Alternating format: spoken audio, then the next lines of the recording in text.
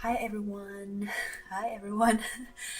Today I wanted to talk about some basics about bullet journal. Actually, it might be a series on my channel. I wanted to explain what is bullet journal, and maybe in the future I'm going to talk about what is bullet journal for. Maybe you want to start a new bullet journal, or maybe some people shouldn't start bullet journal because they might don't like the system. So every time when I talk about bullet journal, people ask me, okay, can you explain what is bullet journal? And it's actually kind of hard to explain. You can say it's a journal, but it has bullet points in it, but it just sounds like a normal to-do list, right? Actually, if I have to say, I think bullet journal is more like a DIY planner.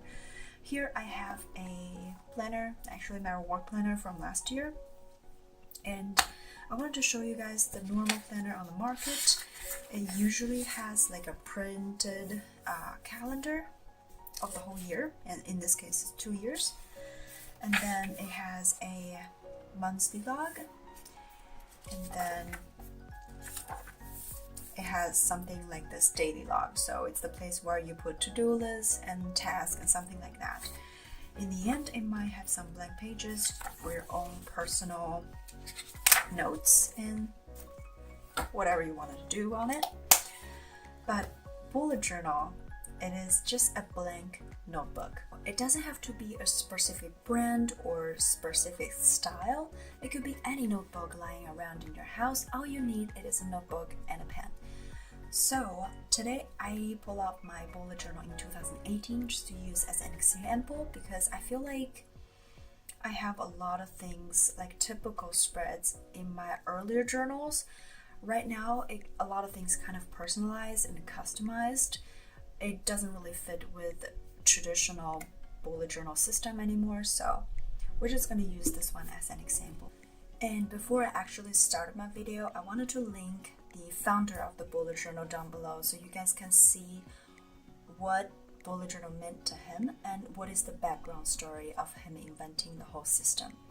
So for bullet journal, there are a couple of spreads that is pretty important in the whole system. The first one, it is index page. Second one, it is yearly log. Third one, future log. And then we have monthly log and daily log. So here it is a index page. This part is pretty self-explanatory. On the right side, you write down the content, and then on the left side, you write down the individual number on the right corner.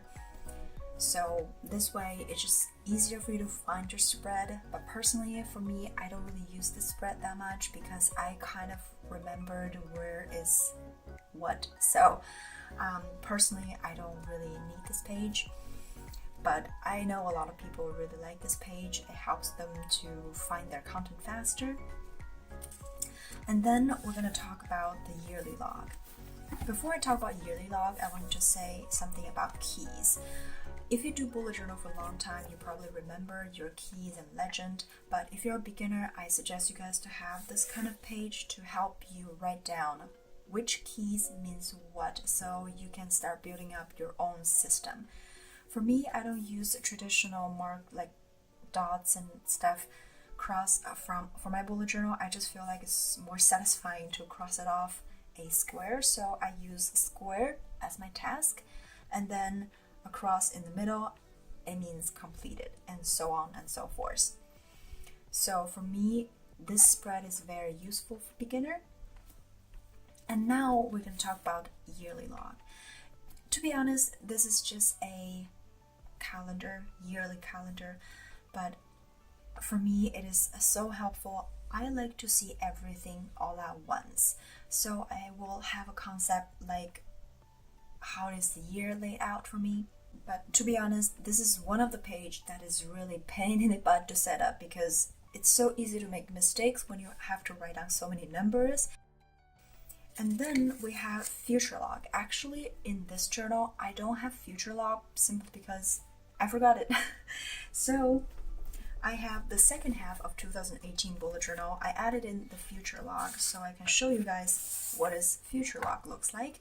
It's pretty much just individual month you write out separately, and then you have a huge chunk of spread space to write down your tasks that you already know is going to happen in that month. For example, here in July, I don't have anything interesting or anything that I need to remember at the beginning of the year that is blank. And I know I have to go to a friend's wedding on 11th of August, so I can write it down already at the beginning of the year. And of course, there's something coming up, but you haven't set it up your monthly log yet, then you can always put it here, and then you can migrate it into your monthly log later on. For me, this spread, it is very, very useful. You can put on your appointments, your tasks, and you can put your friends and family birthday, just in case you forget it, and also public holiday. That's what I always put on there. So for me, this is one of the most important page in the bullet journal. And after future log, you can jump right into the monthly log. If you're planning this at the beginning of the year, then it will be January. But I'm going to use my May as an example because I like this theme way better. So I'm going to put this journal away. Usually you have a cover page just to remind you where the month starts, so you can put it at the beginning of your index, but it is not a must-have. If you don't want it to draw, if you don't want it to have one, then you can simply just start with monthly log. You guys can see this is just a simple calendar. So how do you use this? You go back to the future log, copy the task or appointment that you already know when you set up the future log. For example, in this case, it would be Mother's Day. I set up the Mother's Day in future log, then I just copy it here because this is permanently going to be my task. And then I added on new text such as Deadpool is coming out at 16th of May, and then my friend's birthday, and then of course 4th of May, and then some events in the city. This is how you set up a monthly log. And then next I'm going to talk about daily log. Daily log is pretty much zoomed in into each month, which is pretty simple, each day. So this is the first weekly spread of May. So here it is an example for the first week. You can see I laid out each day, well in this case 6 days for a week, but every day you have the daily task and events. For example, here I have museum night. Actually, I migrate this task or events from my calendar, which is my monthly log. So here at the beginning of the month, when I set up my monthly log, I wrote down museum night, which means I wanted to go to the museum night. And then at the first week, I just went back to my monthly log to copy things back in to my weekly log or daily log. So here you can see I have museum night. This is actually this flick back and forth. This is called migration. So that's the whole system built on. You can always find yourself that you go back to your yearly log, you go back to your monthly log, you go back to your daily log to copy your task. So at the end of the month, when you flip through your bullet journal, you're gonna find there might be 1 or 2 open tasks, and then you can ask yourself, is it still worth my time? If it's not, you can do what I did here, just cross it out, because then you don't have to worry about it anymore. But if you find it is still very important, then you can migrate it into next month or next week. So this is how the bullet journal system works. It's about planning, migrating, and be more efficient. So that's it. That is the basic structure of bullet journal. If you just started, I really suggest you guys to stick with the basics, because I know it could be very overwhelming when you look at the videos on YouTube and all these beautiful spreads on Pinterest and Instagram, but it shouldn't be that hard, because after all, bullet journal is just a tool to help you guys to be more productive. Once you get a hang of it, once you feel like bullet journal it is your thing, you can commit to it, and then you can experiment different color, different spread, different layout. Then you can really be creative and having fun with it.